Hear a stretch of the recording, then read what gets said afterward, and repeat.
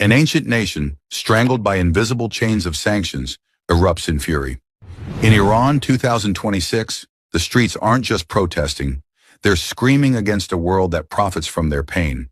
But is this revolution or engineered chaos? It started here in Tehran's historic Grand Bazaar. The Iranian rial plunged to historic lows. Inflation soared, food prices skyrocketed, merchants shut their shops in protest, a strike that paralyzed the capital's heart.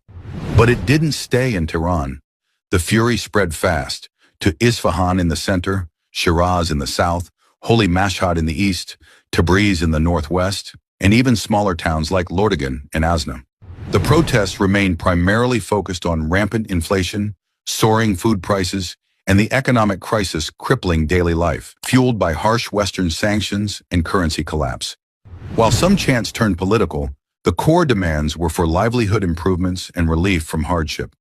Unfortunately, clashes with security forces erupted in several areas, leading to tragic losses of life. Then America weighed in. President Donald Trump issued a chilling warning. The U.S. is locked and loaded.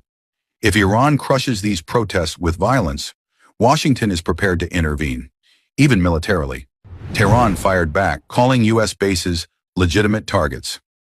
The world holds its breath as old enemies edge closer to confrontation. These protests, the largest since 2022, are driven by real hardship, not revolution yet. But with no end in sight and global powers now involved, Iran stands on the brink. Will economic despair lead to containment or push the country toward escalation and greater chaos?